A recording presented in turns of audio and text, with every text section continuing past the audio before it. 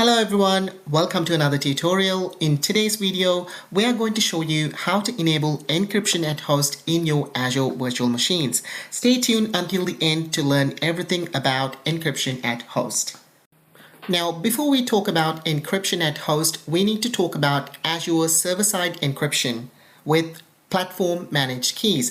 Now, this is the default Azure and Microsoft provided encryption solution for their virtual machines. Now, it is always enabled and it automatically encrypts data stored on Azure managed disks. But the only downside of that is it does not encrypt temp disks and disk caches. So that's where encryption at host comes into play, and it will ensure that all temp disks and disk caches are encrypted at rest and flow encrypted to the storage clusters as well. So it is an enhancement to the existing Azure server-side encryption. Now let me just take you to our test environment. Now this is a standard virtual machine that is created with default settings. Now I'm going to go into the virtual machine, and if I go under settings to disks, you will be able to see under encryption it says SSE with PMK. Now for 90% of you, this is what it's going to show in your environments because this is the native solution provided by Microsoft and Azure for you to encrypt your Azure managed disks at rest. SSE means server-side encryption, with PMK means platform managed keys, which means the keys are provided by Microsoft itself. Now, at the time of creating the virtual machine, if you decided to go with your own keys, you will see customer managed keys instead of platform managed keys, but that's only for certain situations. For most of you, this is going to say SSE with PMK. Okay, now that we have learned about the fundamentals and the native Azure encryption solution, let's talk about Azure encryption at host. Now, the first thing that you need to do is confirm if Azure encryption at host is already enabled on your virtual machines.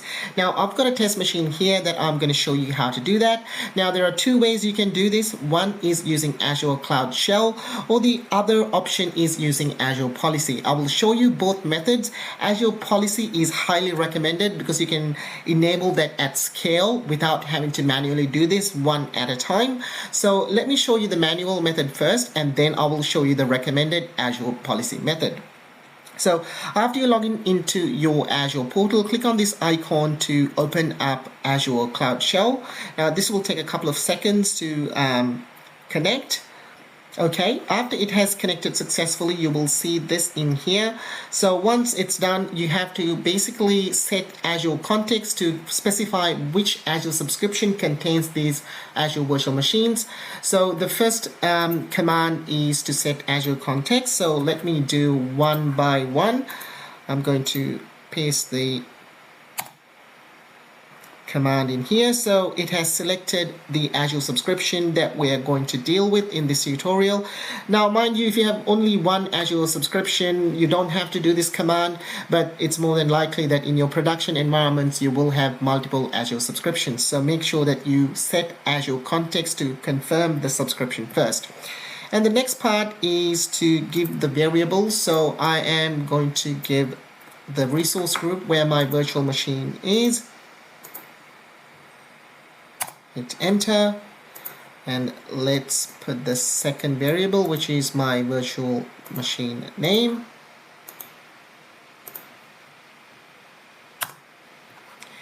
And then I am going to copy paste the next command.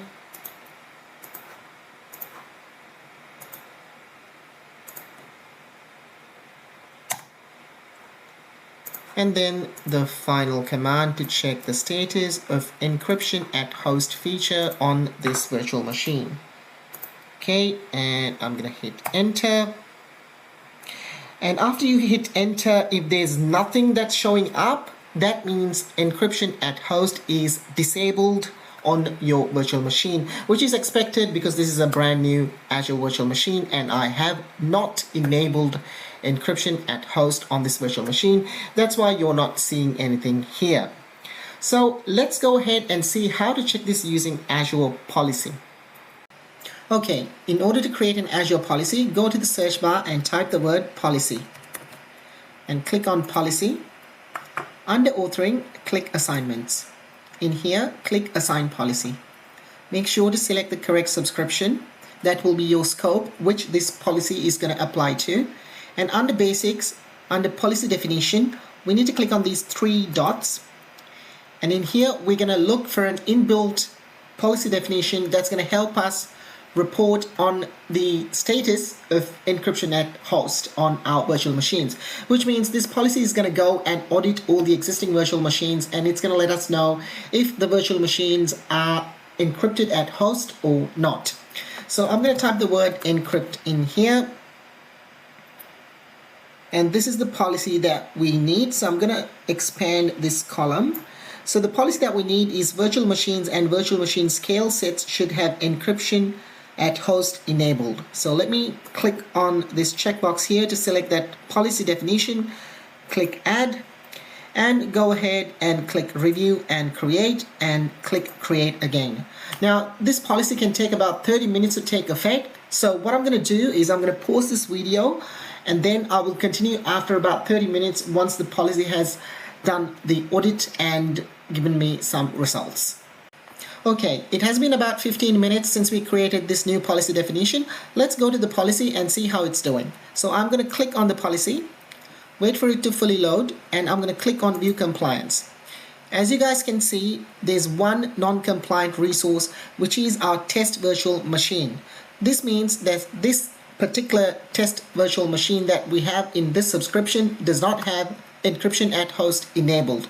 Now obviously your view is going to be different. You're going to see multiple virtual machines which do not have encryption at host enabled. So if you've got a lot of virtual machines under your subscription, give it more time and the policy will evaluate all the virtual machines. The more resources you have, the more time it's going to take.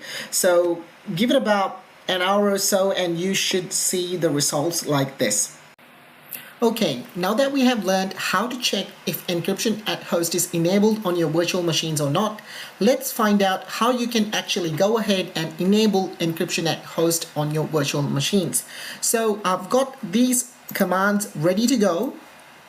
You will see these commands in the Microsoft documentation, so I will put a link in the YouTube description box below so you can read that and get the commands edited according to your environment. You will need to obviously change the subscription ID, the resource group name, and the virtual machine name. The rest remains the same. So let me just copy the first command, and I'm going to open up Azure Cloud Shell. So this command is going to set the Azure subscription. Given that you've got multiple subscription and you want to work with one Azure subscription, make sure you specify that in here. As I mentioned earlier, if you've got only one subscription, you don't have to do this step. It's going to default to the existing one and only subscription. I'm going to hit enter. So it's going to go ahead and specify the subscription. And the next option is to register the encryption at host feature against your subscription. Now this feature may not be enabled on your environment if this is the very first time that you're doing this.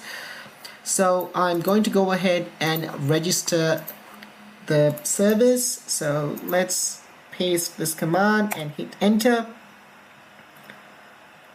Okay, so it is registering at the moment. It can take a couple of minutes. Hopefully it's done its job and we can proceed with the next commands. So the next two commands are the variables for our resource group and the virtual machine name. Let me hit enter. And then the next one is the virtual machine name.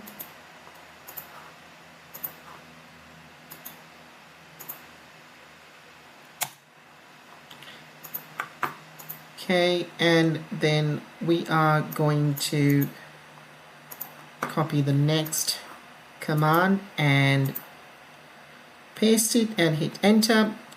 Now you need to make sure that your virtual machine is deallocated or stopped before you enable encryption at host feature. So this command in here is going to deallocate or stop your virtual machine. So make sure that you do this when your environment is not in use or outside your business hours. So let me just go ahead and copy and paste that. This can take a couple of seconds. Okay, so it has successfully stopped the virtual machine, and we're going to go ahead with the final command, which is going to change the value of encryption at host to true, which means it's going to enable this feature for you. I'm going to copy this and then paste that and hit enter. Now this can also take a couple of seconds, and you will see the confirmation once it's turned on. As you can see, the status has been changed to true and status code is OK, which means you've done your job. Encryption at host is enabled on your virtual machine. Now you're good to go. We can also just run this command here once again, like in the previous step that I showed you on how to check manually if encryption at host is enabled or not. You can run that command again and see if it's giving you any output. It says true in here, which means you've done your job, you're all good to go.